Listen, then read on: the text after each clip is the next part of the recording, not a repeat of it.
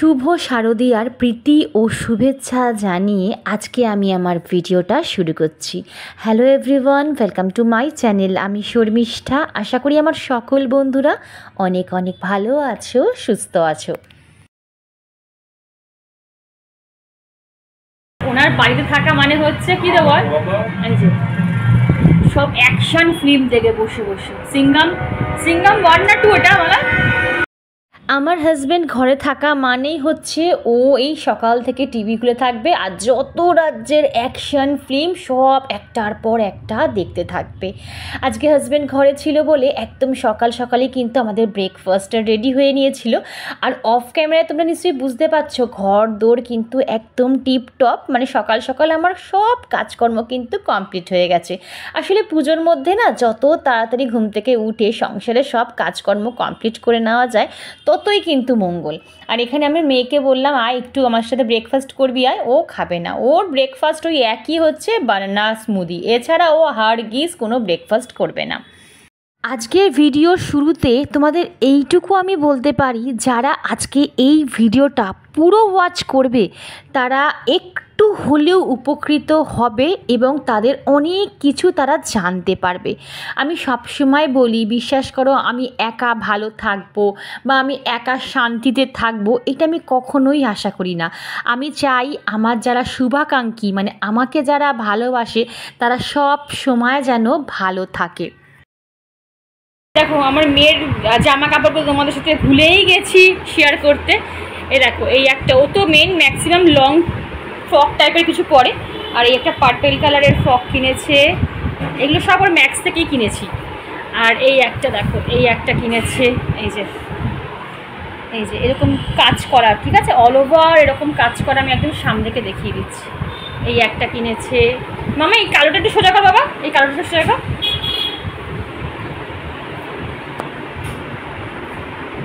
Just আমি তোমার দেখিয়ে দিচ্ছি কাছ থেকে। আর এই পিঙ্ক কালারটা কিনেছি, কারণ মুখ দেখাতে পারবো না। এই যে এই পিঙ্ক কালারের কুর্তিটা কিনেছি, ঠিক আছে। আর এই একটা কালো কিনেছি, পিওর কটন এগুলো, না তো, মানে ও একদম অন্য কোনো কাপড় পছন্দই করে না পরতে। হ্যাঁ এটা ভালো লাগছে। এই একটা কালো কিনেছি, দেখো মামা এইটা একটু দেখাও, মা এইটা একটু দেখাও। আর এইটা একটু স্টাইলিশ, এটা রাতের পরার জন্য কিনেছি। না সোজা করো বাবা, আমি তোমাকে দেখাচ্ছি না। এই নিচটা, হ্যাঁ একটু হ্যাঁ এবার নিচে ফেলো জিনিসটা দেখি। এই যে জিনিসটা এইরকম দেখেছো, আর একটু এদিকে আনো। এই যে এরকম হাতাটা দেখি, হাতাটা দেখা। আর এখানে একটা বেল্টও আছে, একদম সিম্পল। আমার মেয়ে যেহেতু একদম সিম্পল পছন্দ করে ওর জন্য একদম সব সিম্পল। আর এই দেখো এই একটা, আমি আর মেয়ে যেদিনকার বেরোবো সেদিনকার দুটো, এই একটা আমার আর এইটা হচ্ছে মেয়ে, দুটো কিনেছি একসাথে পরবো যেদিনকার ঘুরতে যাবো। চলো এটার সাথে এটা সেট না, কিন্তু পাটা মানে প্যান্টটা আলাদা করে কেনা হয়েছে। আর এই কুর্তিটা এরকম, এটাও কিন্তু কটনের, দেখতে বেশ ভালো লাগছে। লাইট কালার তো, আমি সকালে এটাই পরে যা, ফুল স্লিপ আছে, এটা ট্যান হয়ে যাবে। বাবা একটুখানটা বন্ধ করো, একটু বন্ধ করো। আমার সামনে একটু ফ্রন্টটা, হ্যাঁ এই দেখো, ঠিক আছে। এই আচ্ছা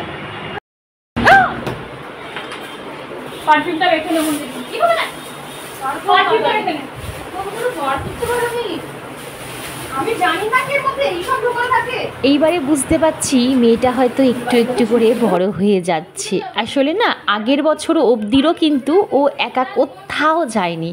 আর এই বছরে ওরা 3 বান্ধবী মিলে ঠিক করেছে যে ওরা পঞ্চমীর দিন লাঞ্চটা বাইরেই করবে। লাঞ্চ ছেড়ে তারপরে টুকটাক সামনাসামনি যে ঠাকুরগুলো আছে, তবে হ্যাঁ আমাদের সামনাসামনি, বেশি দূরে কিন্তু নয়, মানে একদম আমার নাকের ডগায় ওরা রয়েছে। তো 2-3টে ঠাকুর দেখে 5টার মধ্যে বাড়ি ঢুকে যাবে। তো ওই জন্যই ও একটু বেরোচ্ছে, তো আমি আর বাধা দিইনি। টাটা, সাবধান। চলো। আর এই যে আমার খাটের অবস্থা দেখো, দেখে নাও শুধু খাটের অবস্থা। মেয়েরা বড় হয়ে গেলে যখন বেরোয় তখন মাদের এই অবস্থা হয়। আমরাও যখন ছিলাম ছোটোবেলায় এইভাবে, এখন আমার মনে পড়ছে এই দিনগুলোর কথা। ঠিক আমরা যখন বেরোতাম বন্ধুদের সাথে ঘুরতে, খাট ফাট এইভাবে করে চলে যেতাম, আর এসে দেখতাম মা সব গুছিয়ে ঠিক জায়গা ঠিক রেখে দিয়েছে। এখন হয়ে গেছে এই অবস্থা। এই একটাও জামা কিনেছে দেখো, এই একটাও টপ কিনেছে, এটা খুব সুন্দর, বাট এটা না উইন্টারে পরার জন্য। এটাও ম্যাক্স থেকেই নিয়েছে, খুব সুন্দর দেখতে, এত সফট না কাপড়গুলো ম্যাক্সের, বুঝছো? চলো। আচ্ছা বন্ধুরা, এই যে কটা তোমাকে ফ্রক দেখালাম তোমাদের, এর মধ্যে তোমাদের কোন ফ্রকটা বেশি ভালো লেগেছে আর কোন কালারটা সবচেয়ে ভালো লেগেছে আমাকে অবশ্যই কমেন্ট বক্সে জানিও। আমি দেখবো যে আমার পছন্দর সাথে তোমাদের কার কার পছন্দ একদম মিলে যায়।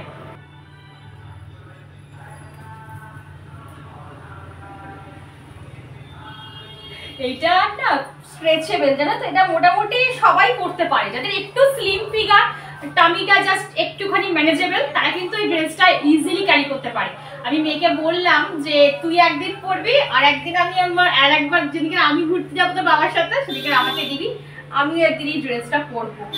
কেমন লাগবে বন্ধুরা? বেল্টও আছে বেশ সুন্দর, আমার ভীষণ ভালো লেগেছে ব্ল্যাক কালারের। আমার এই ওয়ান পিস ব্ল্যাক কালার না, আমার বলি না, জানি না কেন ব্ল্যাক আমার এত টানে, আমি মেয়েকে গিয়েই বলি আগে ব্ল্যাক কালারের দেখ কি আছে ব্ল্যাক কালারের।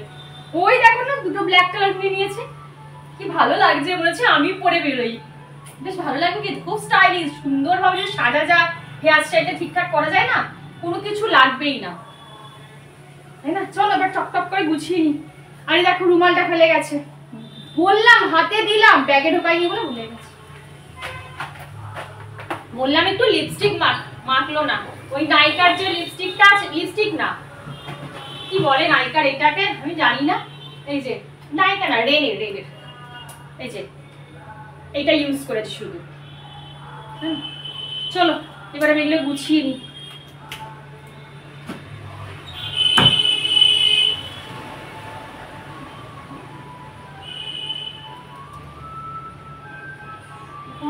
গোছাতেই গেলে না আমার যেন অস্বস্তি লাগে, গোছানো জিনিসটা আমার একদম ভালো লাগে না। এই যে দেখো গেঞ্জিটা দেখো, এগুলো হচ্ছে তোমার সেই ফ্রি ওভার সাইজ যে গেঞ্জিগুলো হয় না একটু ঢিলা সেইগুলো, একটু ওভার সাইজের, এটা উল্টো। তোমরা যারা আমার ডেলি ব্লগ দেখো বা ডেলি আমার ভিউয়ার্স, তারা কিন্তু জানো যে আমি আমার মেয়েকে কিন্তু কখনোই একা ছাড়ি না। ও স্কুল যাক কি কোচিং যাক, যেখানে যাক, হয় আমি না হলে ওর বাবা কিন্তু সাথে যায়। কিন্তু মাঝে মাঝে ভাবি যে এখন যদি আমি ওকে একটু করে না ছাড়ি, ধরো এখন আমি ওকে গৃহবন্দী করে রেখে দিলাম, যতদূর পারলাম আমি বা ওর বাবা করলাম, কিন্তু একটা সময় তো ওকে একা ছাড়তেই হবে। একটা বছর পর যখন ও কলেজে যাবে তখন তো ওকে একাই চলাফেরা করতে হবে, তাই না? তাই আগে থেকে যদি আমি ওকে একটু অ্যাক্টিভ না করি বা চলাফেরা রাস্তায় কিভাবে করতে হয় সেটা না শেখাই, তাহলে ভবিষ্যতে গিয়ে না মেয়েটাই আমার সমস্যায় পড়বে। পরিষ্কার পরিচ্ছন্ন করে গুছিয়ে দিয়েছি। আমার যদি খাট নোংরা থাকে, মানে ঘর যদি দেখি জামা কাপড়ের স্তূপাকার, আমার মধ্যে যে কি অশান্তি কাজ করে কি বলবো। আমি যেখানেই যাই না কেন আমি ঘর দর একদম টিপটপ করে তারপরে যাওয়ার চেষ্টা করি, জানো তো, একদম পরিষ্কার পরিচ্ছন্ন। ও দরজাটা বন্ধ করে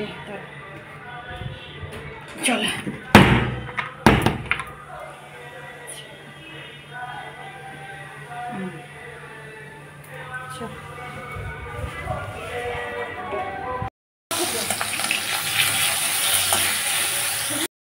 আজকে না একদম হালকা পাতলা রান্না করবো, জানো তো, ওই জন্য আজকে তোমাদের রান্নার কিছু শেয়ার করব না, তাহলে ভিডিওটা অনেক বড় হয়ে যাবে, মেন জিনিসগুলোই আর দেখাতে পারবো না। তাও একবার বলে দিই আজকে আমি কি রান্না করব। এখানে মাছের ঝোল করব ধনেপাতা দিয়ে, আর এই যে ডিমটা দেখছো এটা সকালে না, এটা ডিনারের জন্য তৈরি করে রেখে দেবো।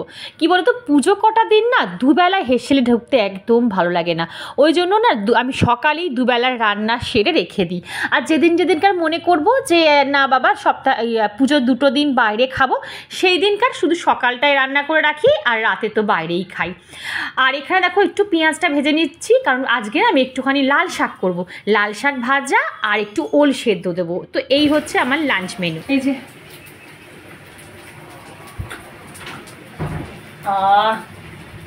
মাকে বলে একটু স্কোয়াশ করে দাও তো, কি খেতে ইচ্ছা করছে। মা তুমি একটু খাও না।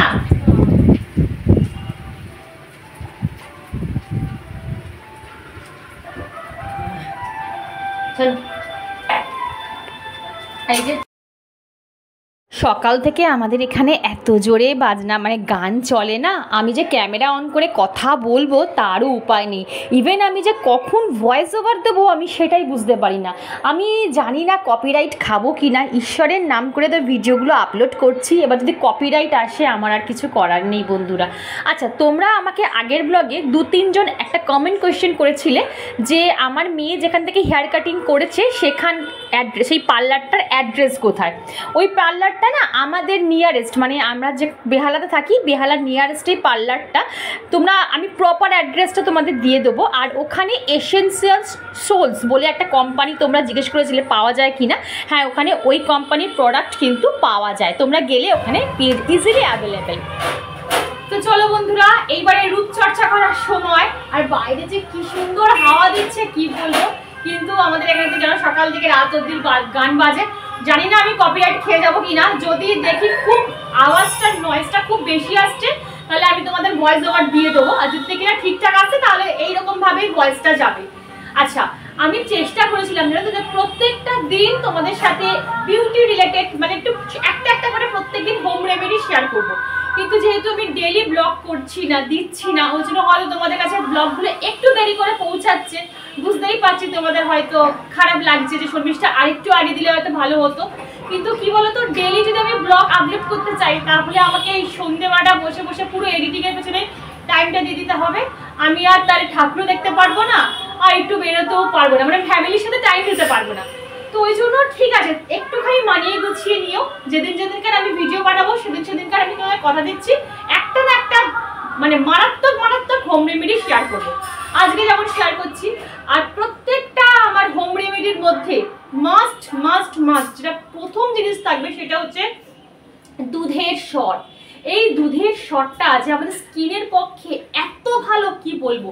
দুধের শট যদি তুমি ইউজ করো না বন্ধুরা, তোমাকে আলাদা করে কোনো ময়শ্চারাইজার ইউজ করতে হবে না। আমি এই প্যাকটা যখন মাখি না, বিশ্বাস করো আমি স্নান করে জাস্ট টোনারটুকু অ্যাপ্লাই করি, আমার সারা দিন একটা ময়শ্চার লেভেল না লক থাকে। এত ভালো দুধের শটের কাজ। তার সাথে আমি একটুখানি কি করবো, আজকে কফি পাউডার নেব, ঠিক আছে? আজকে আমি কফি প্যাক বানাবো। কফি নিলাম এর সাথে, আমি তোমাদের দেখিয়ে দিচ্ছি। এর সাথে একটু কফি অ্যাড করবো, আর অ্যাড করবো বারবার বলি চিনি। চিনি ভীষণ স্কিনকে পরিষ্কার রাখতে সাহায্য করে, স্কিনের স্ক্রাবের কাজ করে চিনি অল্প। তবে চিনি যখন অ্যাড করেছো মুখে কিন্তু ঘষবে না, যতক্ষণ না মুখে চিনিটা ব্লেন্ড হচ্ছে, দেখছো হ্যাঁ চিনিটা ব্লেন্ড হয়ে গেছে, গলে গেছে, তারপর ঘষতে পারো। কিন্তু ওই চিনি সমেত যদি ফেসে ঘষো তাহলে কিন্তু তোমার স্কিনে স্ক্র্যাচ চলে আসবে বলে দিলাম। তখন বলবে না শর্মিষ্ঠা তোমার কথা শুনে আমার স্কিনে স্ক্র্যাচ এসে গেছে। আমি বারবার বলছি চিনি যখন গুলে যাবে, দেখছো হ্যাঁ চিনি পুরো স্কিনের সাথে মানে মেল্ট হয়ে গেছে, তখন ইউজ করবে। ঘষবেই না, লেবু ট্যান রিমুভ করবে, স্কিনের গ্লো আনবে। ব্যাস। না আমি পাম্প চালাই না, পাম্পটা আবার চলে। ভালো করে ইনগ্রিডিয়েন্টসটাকে মিশিয়ে নাও হাত দিয়ে, নিয়ে হাতটা ভালো করে মুখটা ভালো করে ধুয়ে তারপরে প্যাকটা জাস্ট এইরকম ভাবে রেখে দাও। দেখো আমি কিন্তু ঘষছি না, বারবার বলছি আমি ঘষছি না। 15 মিনিট রেখে দিয়ে তারপর ধুয়ে নেবে। পুরো বডিতে গলাতে সব জায়গায় ইউজ করবে। চলো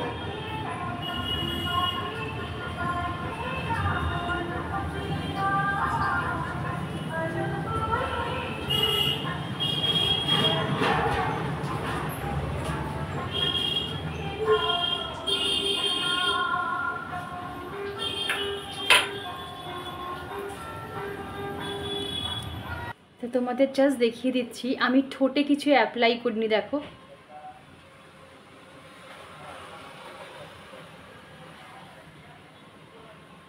কিচ্ছু অ্যাপ্লাই করা নেই আমার গালে, বুঝতে পারছো? দেখো আমি টানছি, দেখো কিচ্ছু নেই।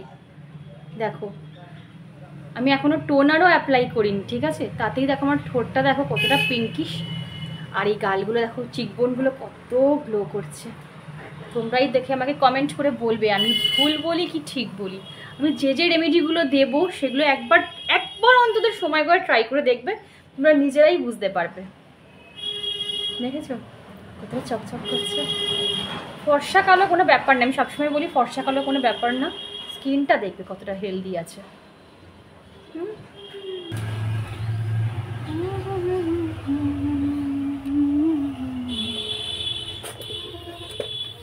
বাবা আজকে আমার ফুল গাছে কত ফুল হয়েছে দেখো, পুরো ঝুড়ি ভর্তি হয়ে গেছে।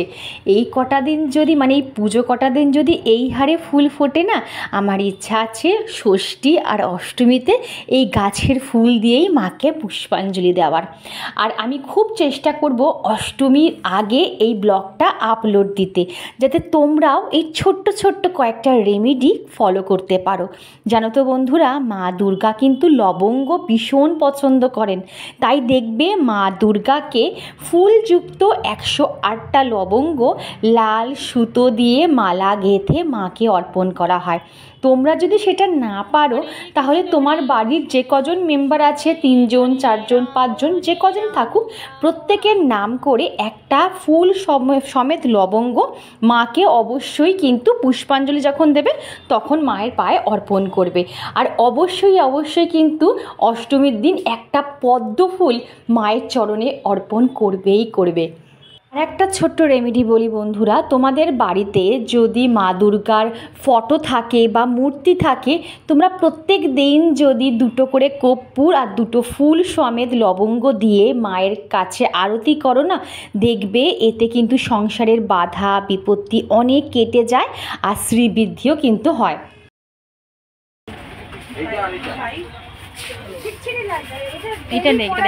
আবার তোমাদের সাথে দেখা হচ্ছে আমার ইভিনিংয়ে। মেয়েকে নিয়ে একটু ইভিনিংয়ে বেরিয়েছিলাম ওর জুতোটা কিনতে। কিছুদিন আগে ওর জন্য আমি একটা জুতো কিনে নিয়ে এসেছিলাম শ্রীলেদার্স থেকে, সেটা না আমার পায়ের মাপের, ওকে নিয়ে যাইনি। তো জুতোটা এখন দেখছি খুব টাইট হয়ে গেছে, ওর পায়ে না ফোসকা পড়ে যাচ্ছে। তো আজকে ওকে নিয়ে একটু গেলাম, গিয়ে এই ওর পায়ের মাপ দিয়ে এই জুতোটা কিনে নিলাম। খুব মানে সফট, মানে একদম কি বলবো, এতটা কমফোর্টেবল জুতোটা পরে না কি বলবো। তো এই জুতোটা একটা কেনা হলো, আর একটা আমার মেয়েরই মোবাইলের একটা ব্যাক কভার কেনা হলো। অনেক দিন ধরে ব্যাক কভারটা একদম নষ্ট হয়ে গেছিলো, তো এই ব্যাক কভারটা ও নিল। কেমন হয়েছে অবশ্যই কমেন্ট বক্সে বললো। তো বন্ধুরা, একটা ছোট্ট ব্লগ আজকে শেয়ার করলাম, আজকে এইটুকুই, আবার কাল দেখা হবে। সবাই ভালো থেকো।